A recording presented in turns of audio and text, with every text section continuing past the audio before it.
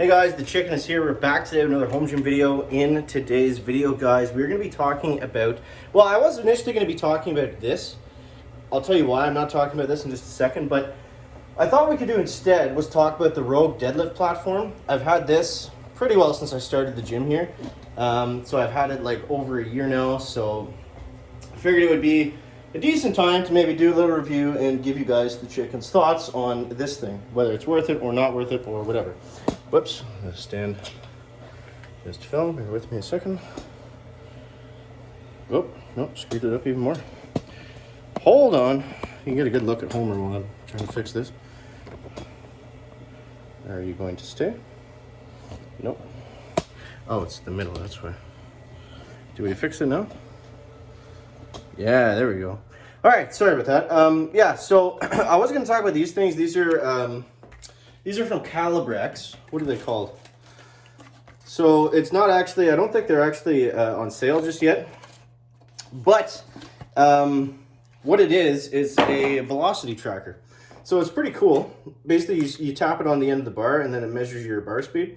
Mine aren't working right now, so they're going to see if they can fix it. So that's why I'm not talking about that. And we're going to talk about the platform. So this is the base platform. I'm going to put the camera down at this. So this is the base deadlift platform from Rogue. And I actually built the, what do you call it? I don't know, the fill-in, the stuff you put in the middle to make it an actual platform. So yeah, you know, in a quick kind of summary, it's not really worth it. So I bought this, it was like $790 Canadian before tax and shipping. So I mean, now I'm sure it's at least $1,000 shipped to your door. And all it is it's just a base. It's just a base, like it comes empty, and then you have to build your own platform inside of it. Now there's two different versions of this platform. Number one, there's the one without slats. Now the slats are just steel bars that sit between the middle, and they basically just connect one end here to the other end there. And the idea is that with the slats, you don't need to bolt it into the floor. If you're not buying the slats, it's a little bit cheaper, I believe. But that will require you to bolt it into the floor, because then it's not held down by anything. So as soon as you're doing, say, a deadlift with bands, you're just going to pull the whole platform up in the air with you, which is obviously no good. So is it worth it? I would say no, because it's pretty simple to make a deadlift platform. I think the go-to right now is Alan Thrall. He's got a video on his channel. If you've ever watched videos on deadlift platforms, I'm sure that one's come up. It's pretty huge, but let's go over here a little bit. But yeah, so it's so easy to just make a simple platform that you don't really need to buy this base. It is nice. I do like it. I think it looks cool, especially coming off the like the squat rack, and it kind of makes it into like an athletic platform.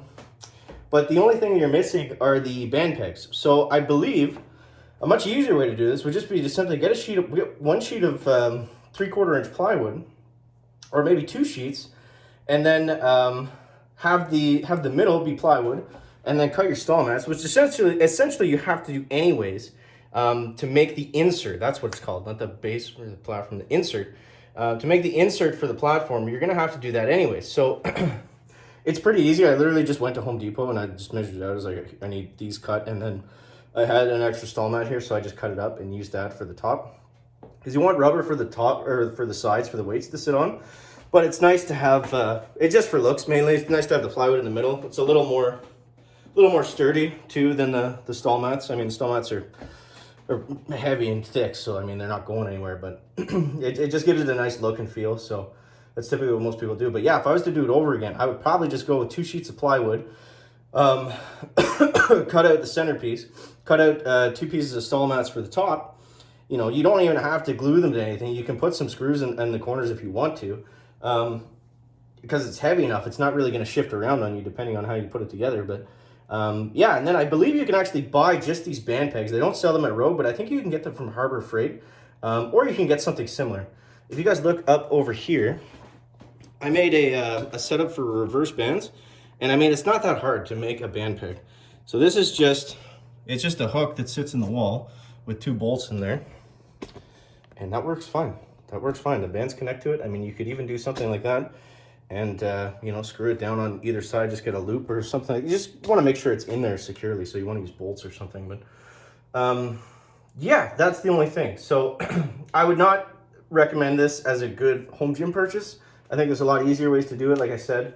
But yeah, I am very happy with how it looks. I'll bring this back here. Going all over the place today. And that's kind of the final product of how it looks. So like I said, I am happy with it for sure, but it is not really necessary. So yeah, hope you guys enjoyed the video. If you want to see more or whatever you want to see next, let me know in the comments. And don't forget to subscribe to the channel. As always, guys, thank you so much for watching. That is going to wrap up the video today.